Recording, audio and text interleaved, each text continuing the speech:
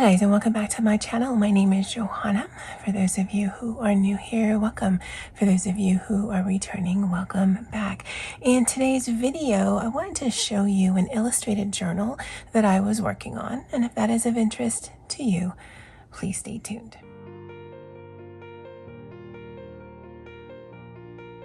Alright guys, so this video will be a little chatty, so pause the video, get comfortable, get a snack, a hot beverage, or a cold one, and settle in and we'll get started. Okay, so to show you the journal, I did want to show you some things that I did purchase. In March, I did receive an email from Archer and Olive, that they had restocked some of their notebooks and things, and so while I was on there I picked up this traveler's notebook. It is the size of an A5 by the way of the height, but it is not quite half the width, but it is considerably smaller.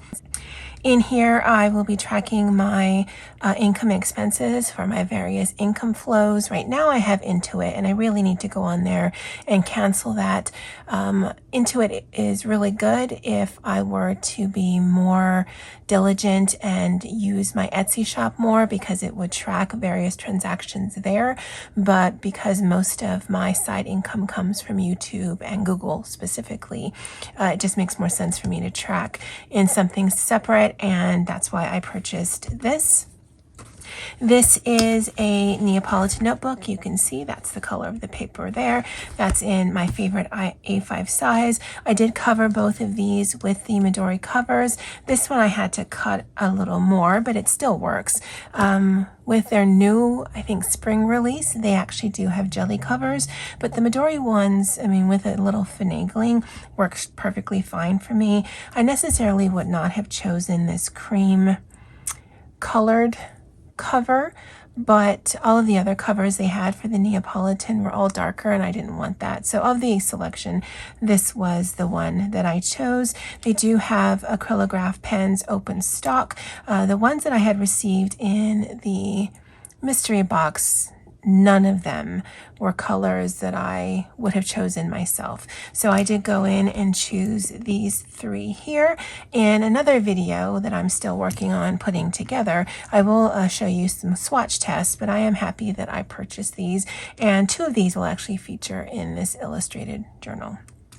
Okay, so to get started, I don't generally do that. When I originally purchased this, I knew that I wanted it, and I've been wanting a Neapolitan notebook from Archer and Olive since I first saw it last year, but I actually didn't know what I was going to use it for. So initially I was going to use it for some perspective drawing. I saw some videos here on YouTube and it seemed really interesting, and so this was my test into that. It's very straightforward.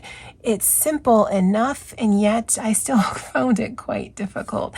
So I did go ahead and put down pencil first, and then ink up the lines, and then just add some minimal colors. And this is something that I definitely would like to continue to play out, because I did nothing else. But right around this time, I decided to take out an annual subscription for Skillshare. Now, this video is not sponsored by Skillshare. There is a link down below if you're interested. It is a referral code, but again, you don't need to know or join Skillshare to watch this video, or even just to glean some information from it.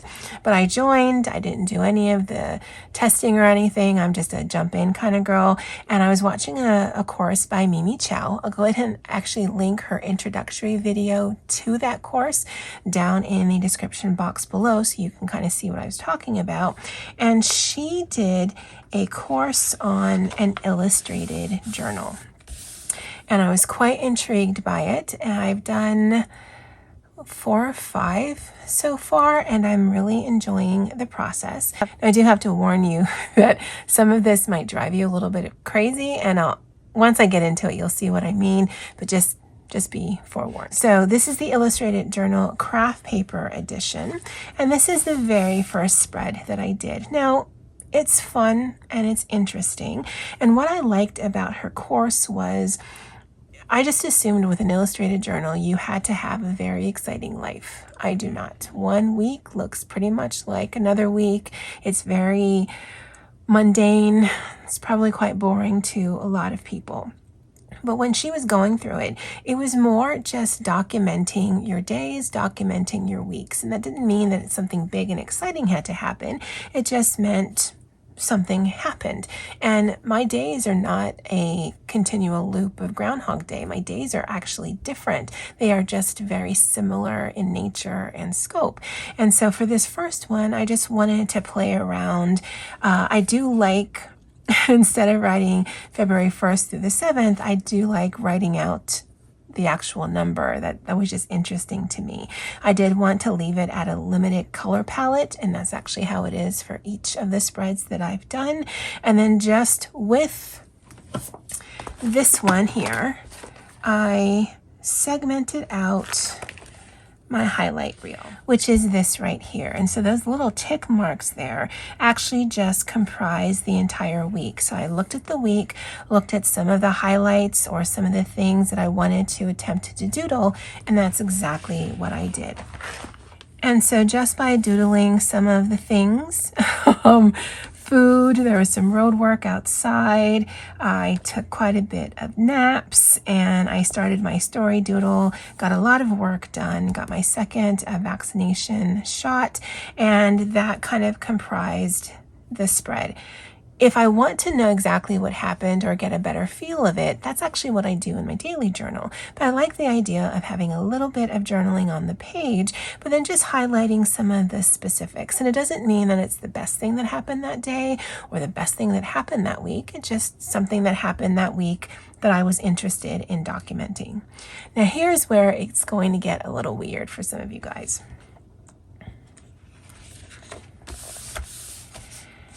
I did not want to have to wait until I finished all of those pages before I played in the next section. So the next week actually falls in the black paper edition of my illustrated journal. So week 2 of March, this is what I did. So this is where I tested out this acrylograph pen, really liked it. I used a white jelly roll, and then this highlight is actually this Sarasa pen. I can't really use this in any other space except for the black paper, and it works a treat. Now for this week, it was my sister's birthday week. She would have been 39. And so instead of doodling exactly what it was that I was doing or eating or whatever, I put in these poppies because poppies are the flower of remembrance. And to me, as soon as I see it, I know, even without looking at the dates, that's why I would have had that. But then it wasn't the only thing that was going on that week. And so I wanted to document that our staff senate at work had a bingo. I did not win. I had gone to Brugg Bakery as well as C's Candies, and I picked up Stardew Valley once again, and I actually am enjoying it. It was still a little bit of a learning curve that first few days, but then, you like anything, you get the hang of it. And I really love how this looked, and it sort of gives me a sense of I can be very literal about my weeks. I can be very broad about my weeks. I can use lettering as part of the overall decoration. Again, did some journaling, and I actually did a little bit more journaling here than I did in my daily journaling. But the daily journaling, it's really about a day-to-day sense of what's going on. This, I actually just really leaned into what these things meant to me. I don't know if that makes any sense, but that was week 2. Week 3, yeah, you guessed it, is in the white paper edition. And I just wrote that because, it's that's the only difference between this. It's the craft paper, the black paper, and the white paper. Just did some simple lettering. And then this was the 3rd week of March, and that was the week that the incident happened. This picture is absolutely inspired by a pin I had seen on Pinterest. It's from Maya Sue. I will go ahead and link her Instagram. It's spelled a little bit differently, but you'll see that this picture, if you were to go on her Instagram page, it's exactly a rendition of that. I just looked at it and then I was able to freehand that in. It is still a limited color palette, so because it was also St. Patrick's Week, green plays a part in pretty much the entire spread, black, and then just some skin tones, and that was done with the use of color pencils. I find that color pencils works actually really well in here. This, I wrote a lot more about how I was feeling than I did in my daily journal. And then also some other things that was going on that week. And I really loved how this came out so much with the drawing of this picture. Because again, if you go to her page, you'll see it's nearly identical to what she did. I was just able to freehand it and then color it in. So it got me interested in doing my own faces. And so for the 4th week of March, this is what I did. And I have to tell you, this was what I did on the 23rd of March, and I hated it. I still hate it. And it made me not want to do anything with this. I was actually tempted to just glue the page together, but you guys know I don't generally do that. And it was a first attempt. And so I had seen another video on Skillshare, and I had done this by memory. And I think it would have been okay had I left the glasses out. Because, I mean, ideally, I want these girls to look like me, or at least a stylized version of that. And so I watched another video, attempted again. And I think she looks better, certainly, than that one. But I still was struggling with the eyes. The nose and the mouth I could be okay with, but the eyes is what I was struggling with. And then I watched a video by Apple Mint, and I got a better sense of how to do the eyes. And so I think she looks really cute. This was another attempt. Again, I like to pare things down as much as I can. I'm not an artist. I do consider these doodles, because while I like to have it be easier for me, I'm not necessarily trying to learn a skill. I know that sounds a bit bizarre, but I don't, they're drawings, but they are definitely more in the line of doodles. I don't know if that makes sense, but it makes sense to me. And then the last one that I attempted on the page, I tried to do another one with glasses. I definitely think the attempt is better than that one there, but I still have a lot more to go just to figure out how to make it look better. Now, I tend to favor big hair, so all of them are always going to have big hair. So this is less about being a document of what happened that week and more what happened that week by way of my attempts at drawing faces. And I think it still fits. And again, limited color palette. And then the final one that I've did is here. And this was the last week of March, the first part of April. And for this one, I didn't want to segment like I did in the very first attempt, where I wanted to put representations of everything. I wanted the focus to be that I was on vacation mode, and this empty suitcase really was indicative of what was going on. I wasn't going anywhere, but I definitely was in the mindset of vacation. That was Easter weekend, so I put a little bit of artwork there.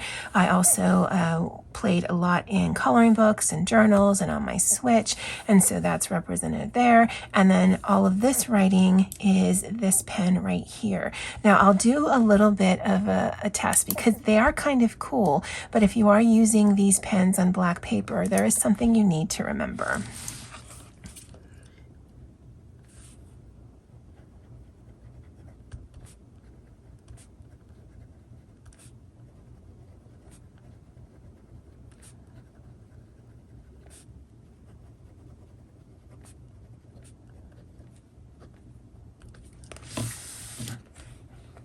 Now, as you can see in real time, the pen ink will not necessarily be something you can see right from the get-go. So Luckily for me, if I have it at an angle, I can see the wetness. Now I have to be aware of the letters that I'm forming and whatnot, because you literally cannot see it until it pops up on the page. And I was quite surprised. I didn't realize it was going to do that. And then I did a swatch in the back. I'll show that in a different video. And then I didn't realize how vibrant these would be, because looking at it right when you're doing it, it's like, oh, well, these aren't going to work. And then coming back to it and like, oh, wait, they work quite well. I really like using these in there. This blue one, or this blue, red, and purple one, I can use on white paper. This one I've tried, and it does, I guess because it's still in the yellow phase, it doesn't really show up on white paper. Maybe when it gets more to the orange and the green, I'll be able to use it more. But I do love incorporating that. And for me, the artwork and the journaling actually make the whole thing. I didn't realize until I was nearly done that that week actually started with the 29th. And so instead of stressing over that it's not correct, I actually just made a correction right there. Now, where this might drive some of you crazy is that it's not in order. However, for what I want this to be, it doesn't need to be. Again, I do have that daily journal. So if I do want to see what I might have done on any particular week, I can go there. And that one actually might be a little bit more indicative of what was going on by way of the highlight reel, as well as by way of the actual daily journaling. This, I'm just picking things that I want to draw or doodle or do some lettering on. Eventually, all of these are going to be filled in, and it will be a documented illustrated journal. It may not necessarily be in chronological order, but it doesn't have to be. That's not the purpose of it. But I do like the idea of eventually these will be filled up with all weeks. Now they are, if you noticed, in chronological order of when I started it. So I started it February. Oh, no, I did that right. No. That is supposed to say March. Okay. Well, that happened. Well, off camera, I will have to change that and document that, because yes, this is the 1st of March, the first week of March, and then the second week of March. Okay, yeah, I'm like, wait, I didn't even have this journal in February. Yep, that happened. By the time I'm done with these 3 sections, I haven't done anything for the next section of craft paper, then it'll be at least 3 or 4 months worth of weekly illustrated journaling. And I like that idea. And I really like how the different sections have come out. Now, this is not something that I need to do on a weekly basis, because I have that highlight reel. I could come back and bang this out over a weekend. I can do this on a weekly basis. I can do it at the end of the month basis. Again, it's just another tool for me to be able to play with my stuff, but I am really enjoying how it's coming out. Even when it comes out ugly, it does show progress. All right, guys, well, I'd love to know what you think of this journal. Have you ever heard of an illustrated journal? And if so, do you do one? I'd love to know in the comments below. Well, that's it for me for now. And as always, aloha.